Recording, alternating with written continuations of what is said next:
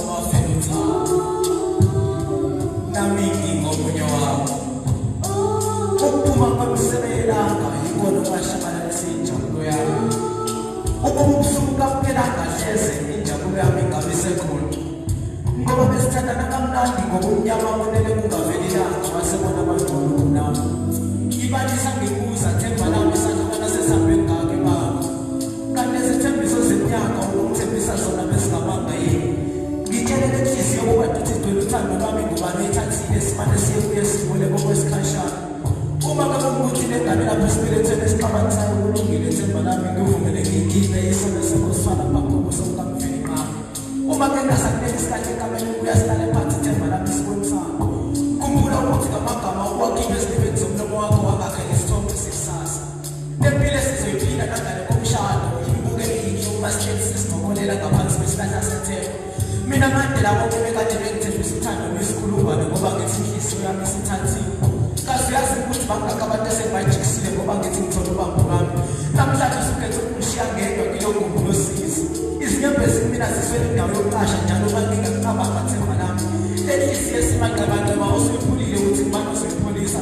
Ngoba abantu banamhlanje kabasenasikhathi sokupholisa inhliziyo ephukile nabo baqhubeka nokuyiphula shuthi vele kunasebophila nokuphuka kwenhliziyo inguna phakathi.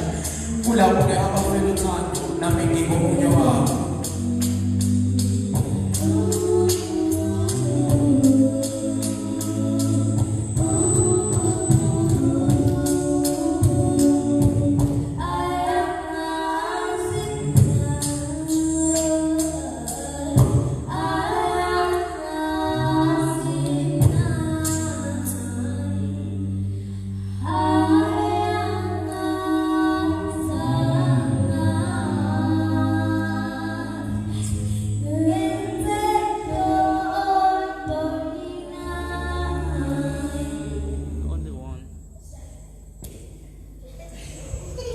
Hey Poppy, hello Poppy, Poppy msibini njani nyekhwesela.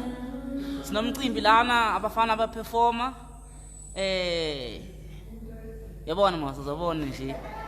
So i-event yethu izoqala manje ngo izokwazi ukuthi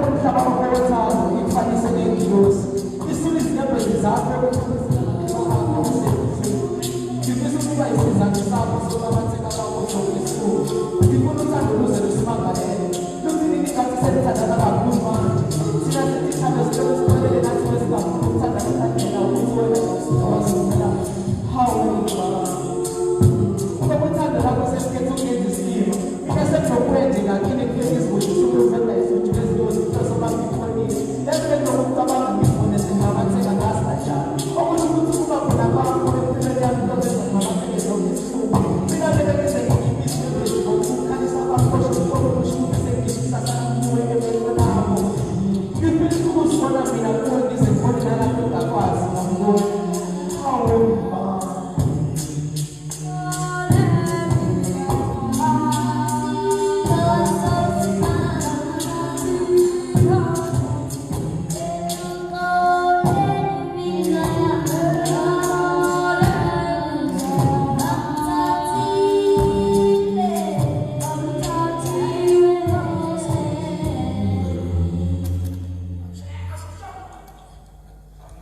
siyabuya.